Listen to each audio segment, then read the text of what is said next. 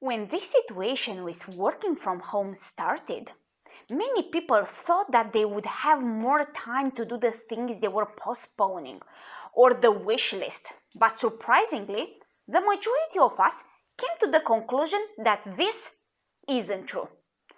I don't know how is it for you, but for me, I need more balance. Before, my job was just between 8:30 and 4. Now my work is at home. The whole time it doesn't end at 4. Even if I manage myself to finish at 4, how can I be more effective in the working time, and how can I still have energy for my passions? People talk a lot about time management, but the reality is that we don't manage time. When we manage something, it means to control it. And in this situation, there is nothing to manage. We all get 24 hours per day. We can't add another hour or subtract one. We can't slow down the time or speed it up. Time is what it is. The question is not, will my schedule be full? But the question is, who and what will fill my schedule? When I feel that I don't have enough time, I need to examine myself, my choices, my calendar, my priorities. These are the things we can control, we have power over, not time. We need to determine how we spend our time every day. Let's take it like this. It's like the voting system. When there are elections, we vote and other people vote, and other people don't vote, and so on. And according to the number of votes, a certain person is elected and some results are brought by that person. The same thing applies in our lives. With every minute, we are voting with our time. By saying yes to one activity, we say no to another. For example, if I choose to cook healthy food every evening, I might live a longer life. And if I choose to eat fries and hamburger every evening, I might need to exercise extra every day. Even if we are aware or not, we are voting through our actions that determine our results. If you take a moment and reflect on what you do this week, what are you voting for? What are you voting for this week? I would like to share with you 3 methods, strategies that I found along the years in books and courses I attended. These are the strategies that I apply and work amazingly. How do we bring more effectiveness and balance? We are different and we have different needs, and feel free to use the method that works for you. If you find that one of them doesn't work for you, try the next one, and so on. But don't stop. Here are the 3 methods that I'm going to discuss. Pareto principle, urgent important metrics, and SDF, strengths, delegate, fuel. The first one, Pareto principle. This principle is also called the 80-20 principle. And the principle says, 20% of your priorities will give 80% of your production. If you spend your time and energy on the top 20% of the priorities. Here are some examples of how Pareto principle plays out in our lives. 20% of our clothing we have in our wardrobe, it's worn 80% of the time. 20% of the people pay 80% of the taxes. 20% of our work gives us 80% of the satisfaction. In leadership, 20% of the people make 80% of the decisions. When you go to a picnic, 20% of the people will eat 80% of the food. So how can we use this principle? The first thing that it's important that you write a list with what you want to do for a specific amount of time. If we think in the context of work, what would be the tasks for you for a day? Or if you think of in the context of family, what would be the things you want to do with your family? And here is how the 80-20 rule looks if you have tasks, 10 tasks or priorities. For example, if we have here 10 priorities, they are the two of them that are going to bring 80% of the production, the satisfaction, or the reward. And we have the 8 tasks that are going to bring just 20%. And the implications are clear. Since the top 20% of the items from the to-do list give you 80% of the return, you should focus on them. This principle touches an important aspect. What is important in that context?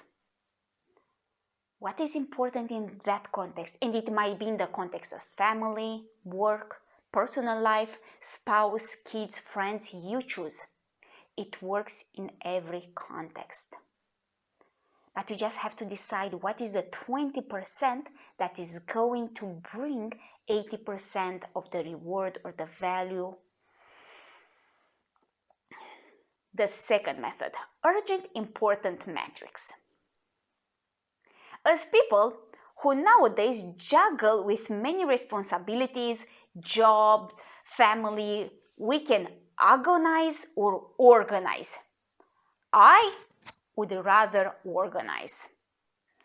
Here is a simple but effective way that can help us quickly prioritize the tasks we have to do at a given moment. For this, we need a list, to write a list with the things that we want to do, exactly how we did it for the previous method. The goal is to determine how important is a task and how urgent is the task. Usually, we jump to do the things that are urgent, the urgent tasks, to put off fires. But when we are effective, when we weight both factors, urgency and importance for each task, and act accordingly. And here is what we have. We have 2 axes: important, unimportant, urgent, and non-urgent. For important and urgent, they are the necessity. What's important is to tackle these tasks first. Then what we have here, they are urgent and unimportant. These are the details, the distractors. And what's important about them, that we find quick, efficient ways to get these tasks done with minimal energy and time. And if possible, delegate them.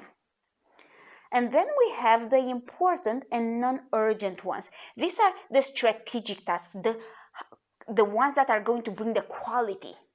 And what's important is to set deadlines for completion and fit these tasks in our daily routine. And it's important to do them because if we don't set the deadlines and to follow up with them, they are going to move into the urgent and important. And what we have here, we have unimportant and non-urgent. This is the waste of time. What's important about them is that if these tasks can be eliminated, get rid of them. If they can be delegated, find someone to do them. But if you must do them, then schedule 1 hour block every week to chip away at them. But never schedule time during your prime time, the time when you are more focused.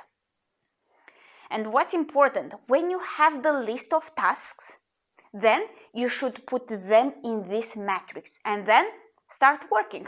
First with the necessity ones, then with strategic and quality, details and distractors, and then if you have some spare time, something that it's a waste of time.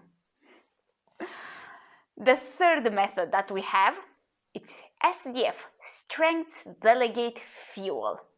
And here we have 3 questions. For the first point, strength, the question is, what should you do that nobody can or should do for you? What are your unique abilities, your strengths? Things you must do and cannot be delegated to anyone else. Responsibilities that they are non-negotiable and you are the only one able to do them. Write them down. For the second one, it's delegate. What are you doing that can be done at least 80% as well by someone else? What can you delegate? And what I said 80%, that somebody is able to do at the level of 80%, not at the 100%. Because many times when we delegate things, what we expect from the other people is that they do as we have done those tasks. And this is impossible. Just keep in mind that people are more productive and more content with what they do when they work in their area of natural gifting or strengths. And what might be for me my strengths might be the weaknesses of other person, and what might be my challenges might be the strengths of other person. And now we go to the third point, fuel. And the question for this is this one. What are the things that you love doing? What is your fuel? Things that give you energy, motivation, and internal reward. What recharges you? And how much time do you spend here? Do you usually put them on the bottom of the list or on the top of the list?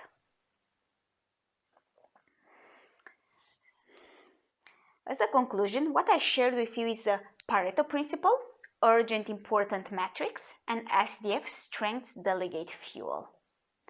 I would like to challenge you to write a comment below and answer the following question. What methods do you use to prioritize, and what are your results? What methods do you use to prioritize what you do, and what are your results? See you next time, and have a great day.